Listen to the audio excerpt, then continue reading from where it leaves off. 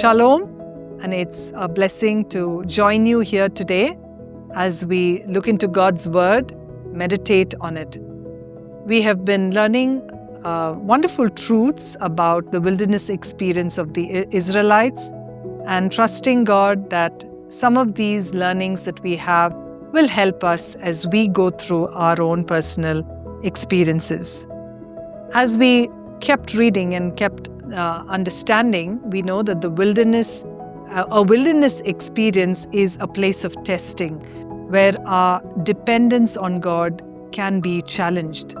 When we are faced with that uncertainty or discomfort or that waiting, there's a temptation that often arises to seek security in other things other than God, to temporarily look into other things that we think could give us some form of peace.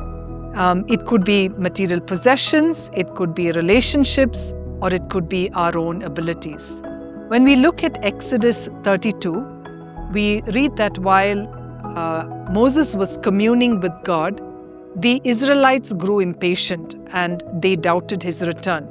And that's when they pressured Aaron into making a golden calf as an idol to worship. I wonder if we too are prone to creating idols that offer that temporary relief, that quick relief. But we know that it ultimately leads us away from God's perfect plan. What do we learn from this? We need to guard our hearts. Proverbs 4:23 reads, "Above all else, guard your heart, for it affects everything you do." What does guarding our hearts mean? It means recognizing where our dependence lies. The Israelites may not have initially set out to reject God, but they simply grew impatient and they wanted another fix. Their desire for a visible symbol of security led them to craft a golden calf.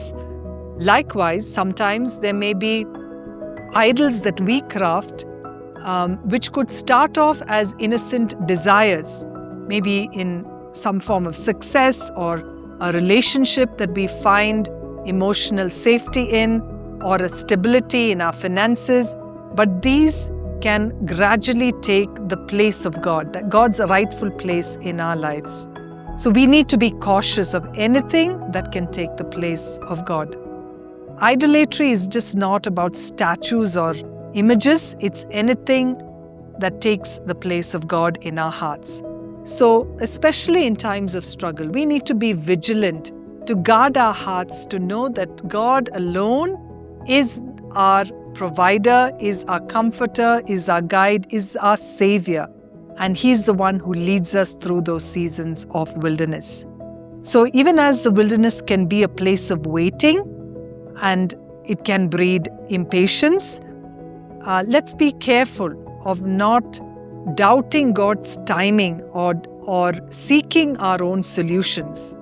God desires our deepest conviction and also our exclusive devotion of Him, especially in our hardest times. And this devotion reveals to God a heart that is completely dependent on Him and on Him alone.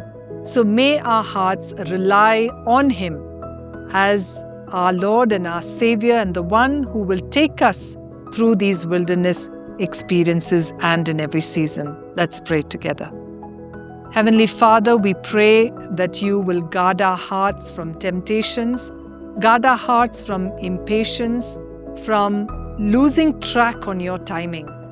God, we desire that our focus will be on You because You are the one, Lord, who's the satisfier of all our needs, even in our difficult circumstances. Lord, keep our eyes focused and fixed on You, our anchor of faith. In Jesus' name we pray. Amen. Thank you for tuning in to Living Supernaturally. For more resources to strengthen your spiritual walk, please visit apcwo.org.